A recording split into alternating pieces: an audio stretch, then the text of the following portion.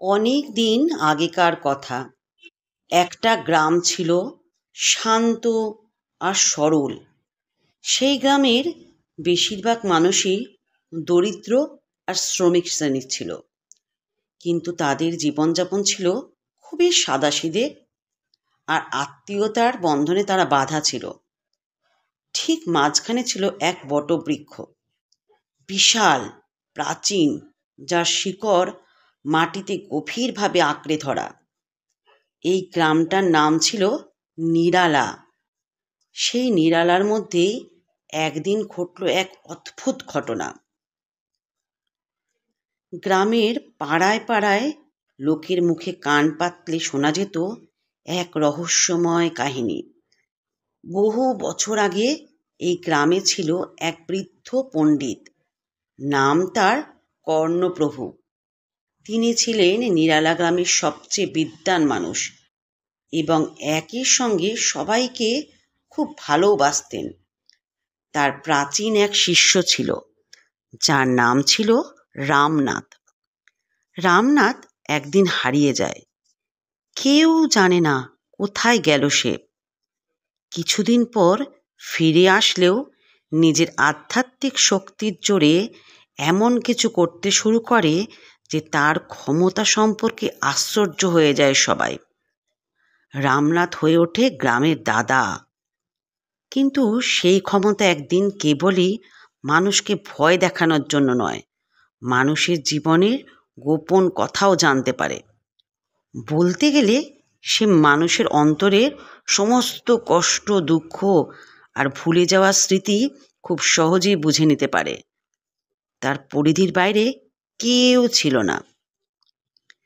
এই ক্ষমতার ফলে গ্রামের মানুষজনও তার কাছে আসতে শুরু করে নিজেদের সমস্যার সমাধান চেয়ে।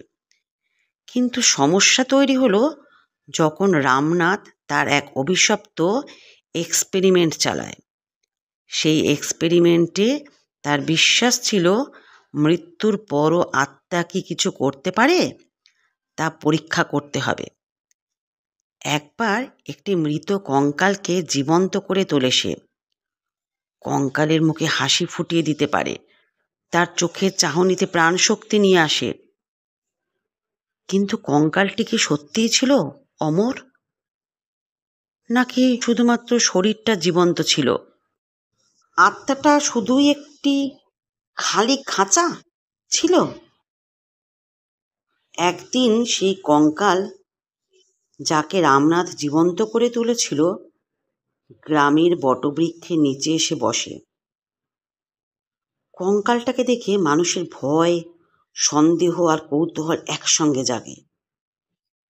কেউ জানতে চায়, তুমি কে? কঙ্কাল তখন উত্তর দেয় না, শুধু এক গম্ভীর দৃষ্টিতে তাকিয়ে থাকে। তার মুখশ্রী যেন অনন্তকাল ধরে ম্লান হয়ে গিয়েছে, কিন্তু সেই মুখে থাকা এক গভীর ইতিহাস যেন বয়ে নিয়ে আসছে। গ্রামে এমন কানাঘুষো পড়ে যায় যে এই কঙ্কালটি আসলে কারো আত্মা, কারো হারিয়ে যাওয়া আত্মীয়। কিন্তু কঙ্কালের চোখে এমন শূন্যতা যে তা দেখতে ভয় লাগে। কঙ্কাল শুধু দাঁড়িয়ে থাকে বটবৃক্ষের তলায়। দিন পার করে, রাত পার করে ওই একই বটবৃক্ষের তলায় কঙ্কালটি দাঁড়িয়ে থাকে। কেউ সেই কঙ্কালকে ছুঁতে চায় না, কিন্তু কারো চোখ থেকে তাকে সরিয়ে রাখাও যায় না। একদিন গ্রামের এক বৃদ্ধ মায়াবতী দিদি কঙ্কালের কাছে এগিয়ে যান। তিনি ভাবেন হয়তো কঙ্কালের মধ্যে কেউ ছিলেন আগে। মায়াবতী দিদি কঙ্কালের হাত ধরে বলে, তুমি কে বলো তো?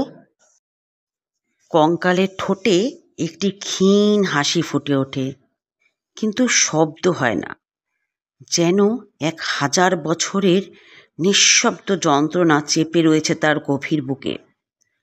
মায়াবতী দিদি জানতে চান, তোমার কি কোনো কষ্ট আছে? কঙ্কাল আবার নির্বাক, শুধু দৃষ্টি ফিরে যায় বটবৃক্ষের শিকড়ে, যেন সে অপেক্ষা করছে কিছুর জন্য। গ্রামের মানুষজন এখন নিয়মিত এই কঙ্কালকে দেখতে আসে। কেউ আশা করে সে তাদের কাছে আসবে। কেউ ভাবে হয়তো সে জানে কোনো প্রতিকার, কিন্তু কঙ্কাল একা হয়ে দাঁড়িয়ে থাকে, শুধুই দাঁড়িয়ে থাকে। দিনের পর দিন গ্রামবাসীরা কঙ্কালের কাছে বিভিন্ন প্রশ্ন নিয়ে যায়, কিন্তু কঙ্কাল কথা বলে না, কিছুই বলে না, শুধু নিঃশব্দে দাঁড়িয়ে থাকে। মানুষজন নানা ধরনের অনুমান করে। কেউ বলে এটি কোনো প্রেতাত্মা, যার জীবনে কোনো এক নিষ্ঠুর অশান্তি রয়েছে। কেউ ভাবে এটি তার প্রাক্তন শিষ্য রামনাথের কোনো পরীক্ষা।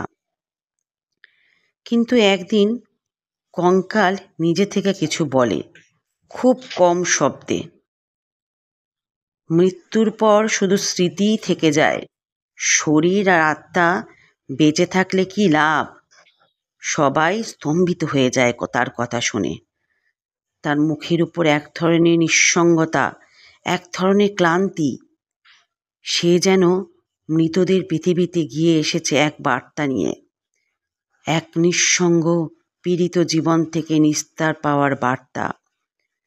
গ্রামবাসীরা বুঝতে পারে কঙ্কাল আসলে তাদের জীবনের এক হাহাকারকে, এক নিঃশেষ হয়ে যাওয়া বোধকে চেনাতে এসেছে। কঙ্কাল হয়ে ওঠে সেই আত্মা যার কাছে প্রত্যেকেরই দুঃখ কষ্টের সমাধান খুঁজতে আসে, কিন্তু সে কাউকে সাহায্য করে না, কেবল শোনে।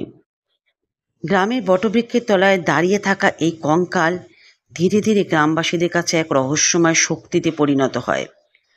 তারা ভাবে কঙ্কাল যেন মৃতদের আহ্বান জানায়, মৃত্যুর ওপারের জগৎ থেকে কিসের বার্তা নিয়ে আসে। তারপর একদিন গ্রামের এক বৃদ্ধ মুরব্বীর মনে করলেন কঙ্কালটির শরীরে হয়তো তার আত্মীয়ের আত্মা রয়েছে, কারণ তারা কিছুদিন আগে তাকে কবর দিয়েছিল, কিন্তু এমনভাবে মাটিতে শুয়ে রয়েছে যেন সে ভেসে উঠেছে। গ্রামে ভিন্ন প্রকার আলোড়ন শুরু হয়। কেউ কেউ বিশ্বাস করে এই কঙ্কাল আসলে এক দৈবত্ব, মৃত্যুর চিরন্তন ধারায় বেঁচে থাকা। কেউ ভাবে এটি যেন মৃত্যুর ভেতর দিয়ে জীবনের এক নতুন অধ্যায়ের সূচনা করে।